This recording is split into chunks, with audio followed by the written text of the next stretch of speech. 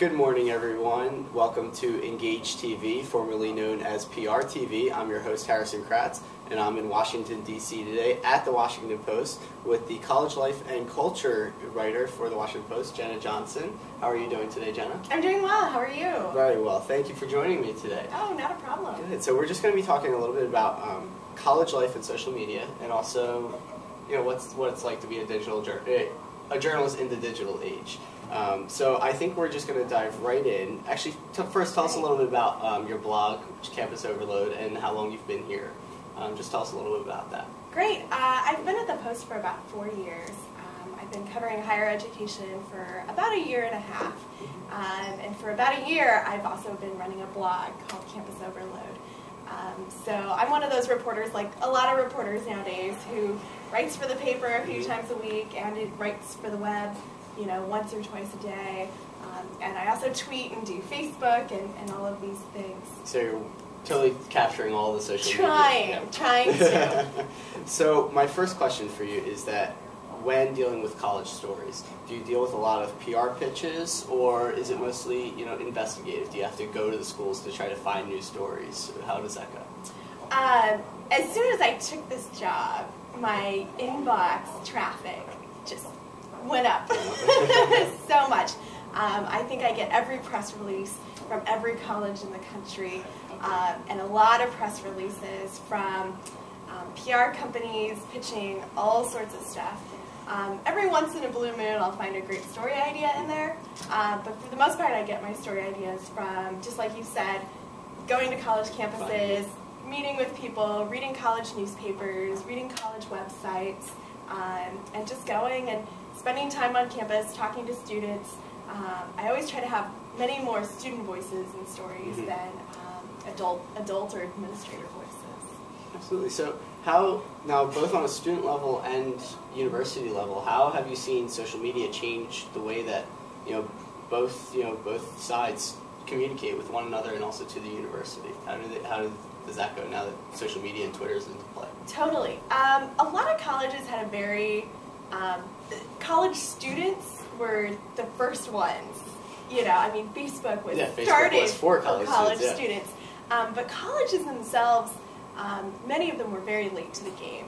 And it's just been in the last year or two that you see them finally, starting their own Facebook groups, starting their Twitter feeds, or taking Twitter feeds and Facebook groups away from alum who had created it because no one else had created it. And it's interesting because it's a new way of communicating. I think the biggest thing is colleges have always been communicating with students. They've always been, slipping flyers under the door, sending out blast emails, and now they're reaching them on, Facebook and Twitter. The cool thing now is colleges are learning what students are actually reading and what they're ignoring, And so at a lot of schools you'll see their campus PR offices or news offices doing a lot more stories about culture, being very up on top of like snow delays and things like that, because they finally realized that, we can tell students about, faculty senate appointments all day, but they're not reading it. Exactly. They don't care. They don't seem to care about it. So now they can connect with their students a little bit more. Yeah, I think it's a very good thermometer for them to very quickly know what their students want from them. So I saw some interesting videos on Campus Overload where some of the school presidents were, dancing videos. So, and also I just saw your recent story about William and Mary, how they now have a app that you can dress their mascot, which was actually kind of spurned by Jon Stewart criticizing them on The Daily Show. So other than what William and Mary has done, what are some of the most creative approaches that you've seen in that colleges do to reach their students or just kind of reinvent themselves? Yeah, it's all over the board, and there's a lot of really great examples. It seems like a lot of colleges are obsessed with coming up with that next viral thing, the app that gets really popular and tons of potential students and alum donors fall in love with it and decide to apply to the school or donate money because of that, or a viral video that's really, really popular and gets their name out there. those things are actually kind of few and far between, and a lot of them are not things that you can really plan for. You mentioned the video of the dancing president. Yes. That was over at George Washington University, and I frankly don't know the whole story behind it, but there was a visiting troupe of dancers from, I believe, South Africa, and they were meeting with the administrators, and suddenly dancing broke out and things like that.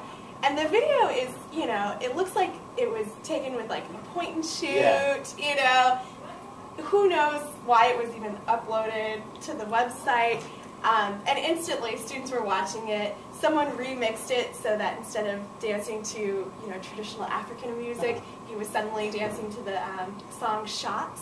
Oh my. You know, and that took off and got so many more hits than all of these thoughtful pieces that the university video staff has also done about, you know, legitimate issues on campus.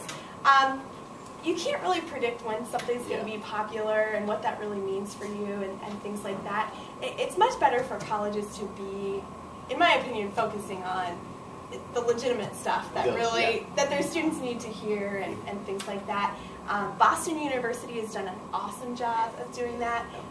They have this really cool website that's just very, you don't even know that you're looking at a university website, but it's full of, you know, news and profiles of students, and you know, and not always like the bright, shining, happy news. You know, they're very good at that. Yeah, they just had a scavenger total initiative too. One of my good friends are actually visiting them in a couple of weeks. She kind of put that together with scavengers since they're located in Boston. It was very cool. So I know exactly what you mean. Boston University has definitely done a great job with it. And letting students upload their own videos that might be... Could be dangerous. You know, I mean, that's really... I mean, back in the day, that would have never happened at any college. But more and more colleges are kind of opening up that dialogue online, and they kind of have to, otherwise they're going to get left out. So, as far as you, though, not the schools, as far as you, you know, you've mentioned that you've kind of taken on Facebook, Twitter, everything like that. How has, you know, social media benefited you as a journalist in connecting with your audience and with your readers? Yeah, it's interesting because when I first got going with it, I've only been in journalism for a few years, not as long as, you know, people who've spent their whole lives doing it. But for me, it was still a shift, and for me, it was still kind of jarring and different to be not just writing byline stories for the paper. I found that it's really made, I feel much more in touch with my readers. I feel like there's college students that I know on Twitter, you know, or through emails that they sent because they read my blog that I never would have communicated with otherwise. And they never would have known that I was doing this work, you know, or that I was, you know, someone that they could appeal to if they have a great story idea or something happening on their campus. There was an instance down in, I was at the college in William and Mary, reporting on a kind of sensitive story, and sat down with a couple students, not really sure where the conversation was going to go, and I was like, well, a little bit about me first, you know, this is what I cover, and they're like, oh yeah, we read your blog, you know, and they felt like they kind of already knew me, and it's a way for sources to kind of background check me and feel comfortable with me before they sit down for an interview. Absolutely. So, recently, you just had on 2 representatives from Facebook for their 7th birthday. Can you tell us a little bit about, you know, what you guys talked about, how it was to get insight into one of the most closed-off companies, you know, around right now? Well, every Thursday afternoon, I do a online chat where people can send in questions and we answer them. It's all text-based. It's all live. I had 2 Facebook reps who came on, just kind of answered basic, any and all questions about Facebook. Now, they didn't make any grand announcements. They definitely left some questions on the table unanswered. You know, but it was an interesting experiment just to kind of hear. A lot of what you hear about Facebook comes from, you know, notifications at the top of your account. And so I think it was good for readers to have real live human beings that they could they can actually connect with somebody other than Mark Zuckerberg. Exactly. Very difficult to. So we're going to kind of end on our last question now. I've been on a couple panels for, as far as digital journalism goes, but you're still a young journalist, and you've really seemed to be taking the digital age by storm. So what advice do you have for any journalism students or anybody looking to go into journalism during this digital age? Well, that's very overly kind of you. I think the important thing is there's a lot of people out there who it's very easy to say, don't go into journalism, it's too risky, there's no jobs. And granted, your chances of, graduating and within a few years, penning essays for the New Yorker are even more slim than ever. But there really are a lot of jobs out there, especially for young reporters. Websites that are starting up, blogs that are getting bigger, massive media organizations that didn't even exist just a few years ago. So I think now more than ever, it's just a great time to be doing this. Get to know the basics. You still have to know. It doesn't matter how many cool video things that you can do. You still need to know how to write and report and spell names correctly and get facts correct and come up with cool story ideas. But also learn those other tricks of the trade. If you have an opportunity to learn how to shoot video, do it. If you have an opportunity to start a Tumblr account or get onto Twitter or anything like that, just try it, do it, learn how to do it.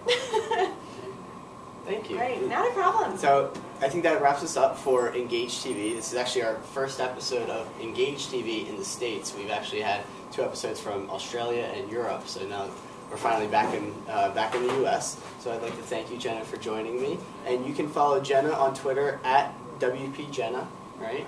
And check out her blog on thewashingtonpost.com, Campus Overload, and also look for her on the Washington Post. Again, I'm Harrison Kratz. You can follow me at KratzPR, or you can follow Engage TV at Engage_TV.